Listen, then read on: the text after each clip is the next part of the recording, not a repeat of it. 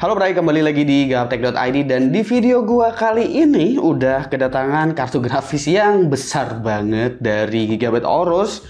Ini adalah RTX 4070 Ti Aorus Elite ya, dan gua sepertinya tidak akan membahas GPU ini seperti video-video gua sebelumnya, jadi gua nggak bikin full review mengenai ini.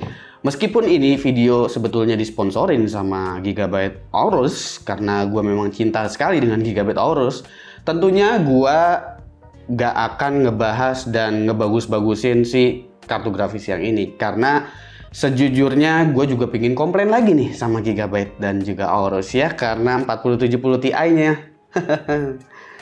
besar sekali. Ini 4 slot ya Gigabyte ya. Ini adalah cooling dari 4090 yang ditempatin di RTX 4070 Ti. Emang ini cooling yang beefy, cooling yang bagus banget. Bahkan Derbauer juga bilang seperti itu.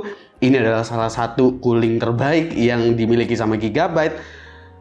Tapi kenapa ada di 4070 Ti yang powernya bahkan lebih rendah? Gue udah 2 kali nih jadinya komplain soal ukuran mengenai kartu grafis dari Gigabyte Aorus. Ya sebelumnya bukan versi Aorus, bahkan sebelumnya versi Gigabyte.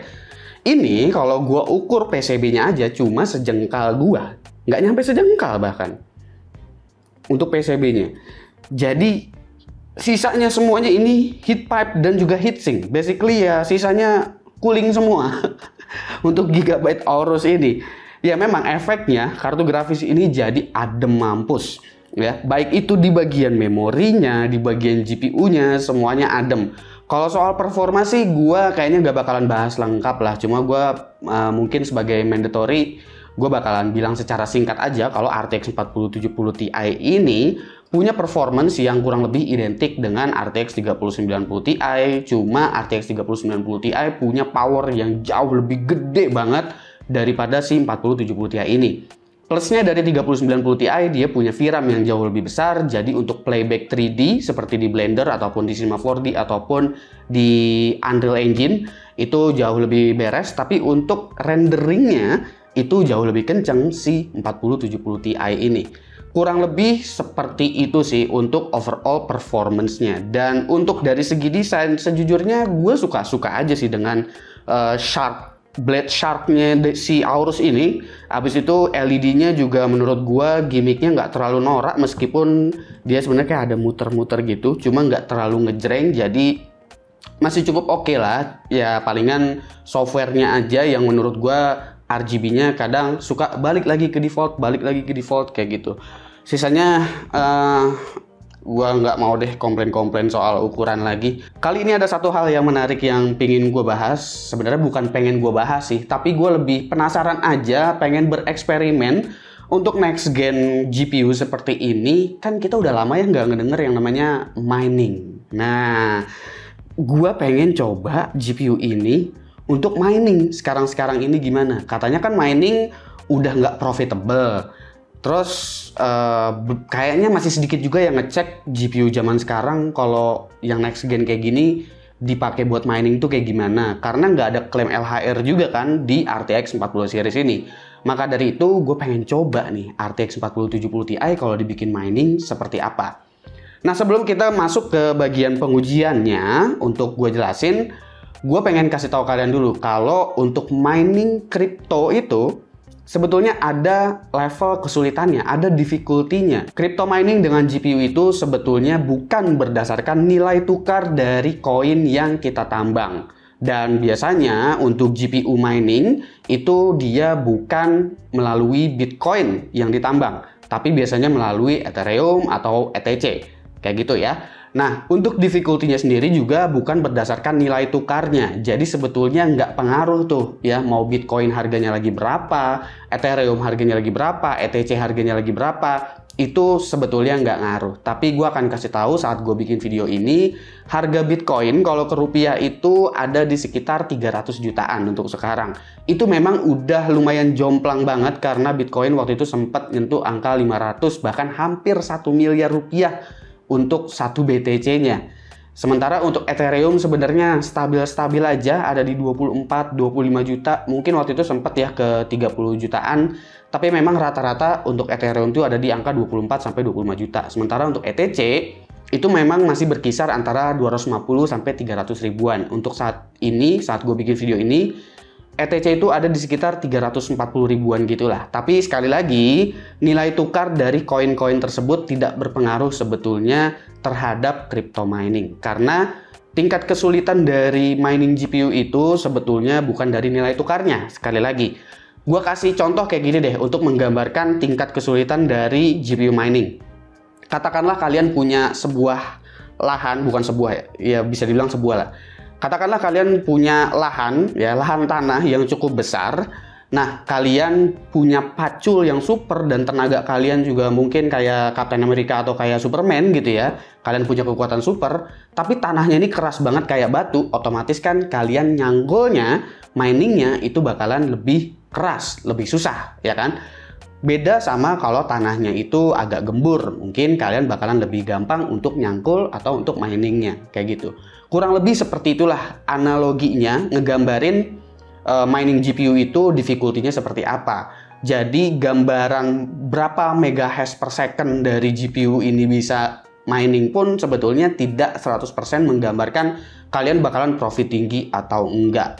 Jadi ada difficulty-nya. Kalau gua gambarkan lagi juga, misalkan ada sebuah lahan, terus si tukang tambangnya ini ada banyak di satu lahan tersebut, itu juga bakalan berpengaruh.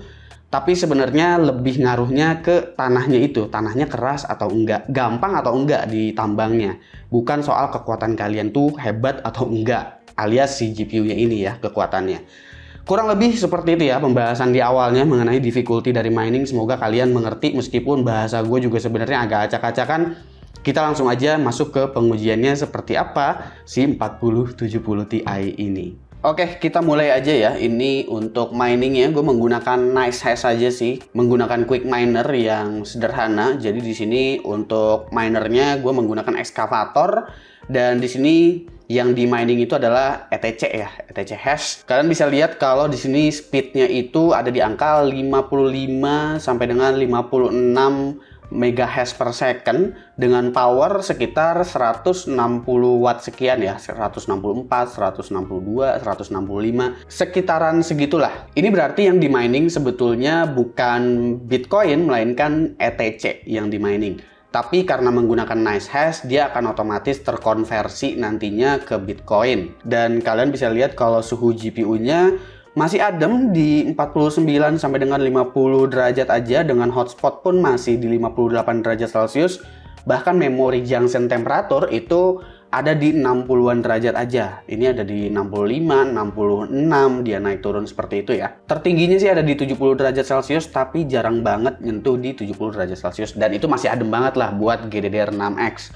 Nah, pertanyaannya dengan sekitar 50-an MHz per second ini, apakah ini seprofit itu? Di sini gue udah nungguin cukup lama kan ya buat ngeliat actual profitability-nya per 24 jam alias per hari. Sebenarnya kita bisa dapetin berapa sih mining di zaman sekarang dengan kecepatan 52 MHz per second? Sebetulnya 50-an MHz per second aja angka yang kurang wajar untuk kelas GPU high-end, karena seharusnya bisa menyentuh angka mungkin 90 kali ya, bahkan kayak di 30-80 aja kayaknya bisa deh, sampai berapa ya, gue agak lupa juga gue ya, tapi harusnya nggak sampai 50 juga lah untuk megahash-nya. Di sini sih kelihatannya actual profitability-nya per 24 jam itu kurang lebih dapat 0,00000576 BTC atau sama dengan 0,12 euro.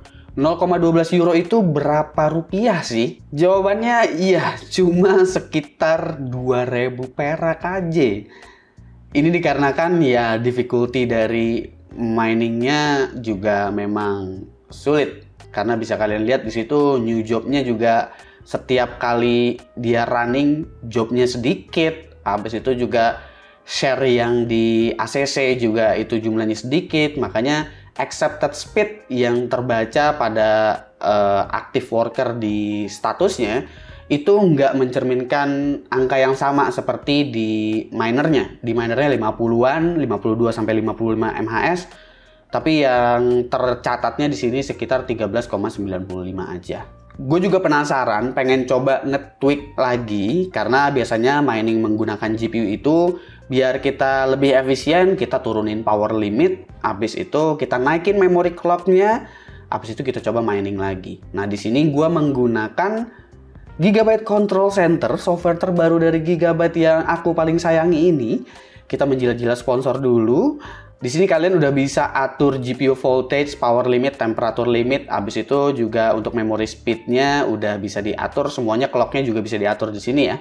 Dia modelnya kayak tab-tab gitu, jadi nggak kayak semacam slider sih. Gua nggak tahu ini akan lebih mempermudah kalian atau enggak. Nah, di sini power limit gua set dia ke 50%. Habis itu juga temperature limit gue set di 69 derajat, itu dia dibikin sinkron aja sih. Lalu untuk memory speednya gue coba naikin 500 MHz aja dan gue apply. Habis itu gue coba mining lagi dan hasilnya kurang lebih ya sama lah, sekitar 55 MHz per second. Meskipun ya dari daya ini turun sekarang jadi 140 watt. Kalau tadi kan 160 sampai 170, ini paling 144 atau 145 lah paling gedenya gitu. Dan untuk profitability-nya juga karena speed-nya kurang lebih masih sama sekitar 55 MHz. Ya meskipun ada peningkatan sih di sini 0,18 euro per hari. Cuma ya kurang lebih sama lah, dia naik turun sih 0,12, 0,18 gitu. Jadi ya nggak worth it lah mining zaman sekarang. Terus kalau kita cek lagi juga di bagian suhunya, sekarang maksimum temperatur suhunya ada di 72 derajat Celcius, yang berarti dalam keadaan overclock pun ini kartu grafis masih bisa menghandle memorinya dengan sangat baik. Dan untuk GPU temperatur jelas saja turun karena kita turunin power limitnya dan otomatis clock speednya juga dia bakalan ikut turun. Meskipun udah dibikin jauh lebih efisien, tetap tidak menghasilkan apapun dan hanya buang-buang listrik mining zaman sekarang. Oke, kita udah lihat ya hasilnya seperti apa. Pengujian gue memang cuma satu, di situ hanya menggunakan NiceHash dan di situ menggunakan ekskavator yang dimana yang ditambang itu adalah ETC atau Ethereum atau ETH juga kadang-kadang di situ. Tapi di sini praktek gue cuma pakai ekskavator satu itu doang. Cuma udah bisa digambarkan lah dengan 55 MHz. Sebetulnya 55 MHz pun adalah kekuatan yang sangat kecil sekali untuk ukuran 4070 Ti, yang berarti menandakan si 4070 Ti ini memang seperti ada LHR-nya. Dan meskipun dengan 55 MHz harusnya profitnya juga tidak seperti itu apabila difficulty-nya tuh mudah. Dan ternyata memang sekarang beli GPU untuk mining udah nggak worth it lagi sama sekali.